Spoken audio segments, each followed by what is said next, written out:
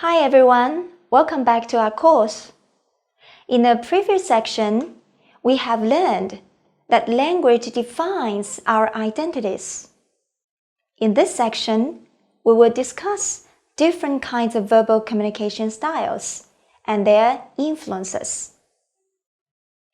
Language is an important way of communication, so it is assumed that we can communicate successfully if we master the language. However, it is not the case. Successful communication not only depends on what is said, but also on how the message is communicated. Culture influences the style of communication at a great level.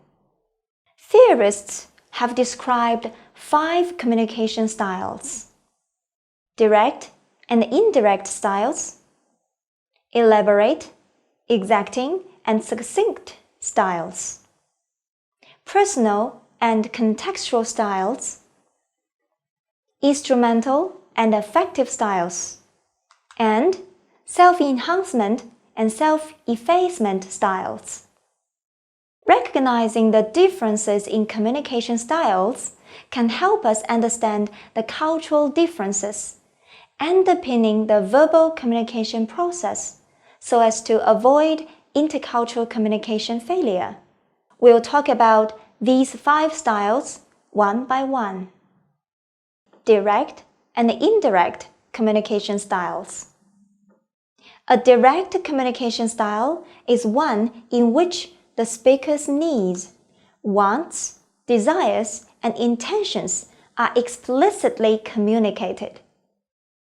Conversely, an indirect communication style is one in which the speaker's true intentions or needs are only implied or hinted during the conversation. Although both styles are, to some extent, universally used in communication, research indicates that indirect styles are more likely to be used in a collectivist or Asian cultures, such as in Japan, China, and South Korea, where harmony is considered important for maintaining good interpersonal relationships. Indirect communication styles are also more likely to be used in high-context cultures, where meaning is communicated through context rather than explicitly conveyed in words. By comparison, Western cultures generally prefer a direct communication style. Let's look at the talk between an American student and his Chinese roommate. American student said, "Hey buddy, I'm invited to attend a party this evening, but it's a little bit far from here. Would you like to give me a lift?"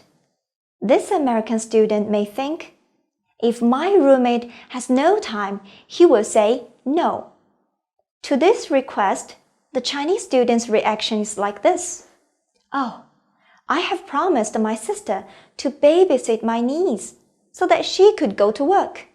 What should I do?" And then he said,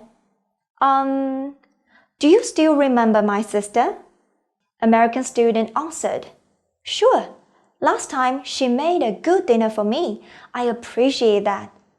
And he actually is wondering, why does he talk about his sister? Chinese roommate continued, "Yeah, I told her you are my best friend. She likes you very much. Do you remember her little daughter?" The American student answered, "Of course, she's an angel. But do you have time this evening?" Apparently, the American student doesn't know what his roommate means. Chinese student proceeded, "My sister has got a new job recently.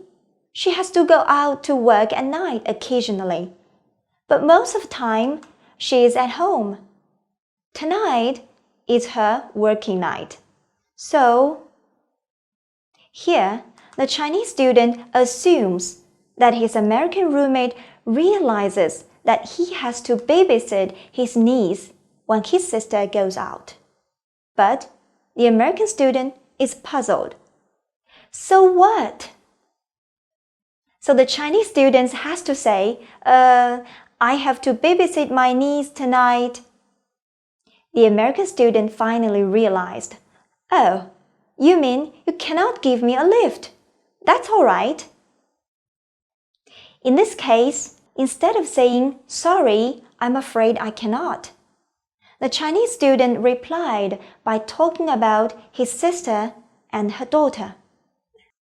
The American student felt confused as to what his Chinese roommate was trying to say.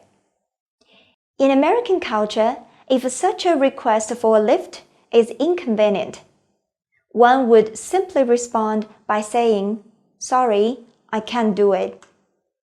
However, in collectivist cultures like China, it is not considered polite to say no to a friend. But it is the responsibility of the person who made the request to figure out it is not appropriate to ask for the favor. Differences in expectations for appropriate communication styles can lead to misunderstandings between speakers.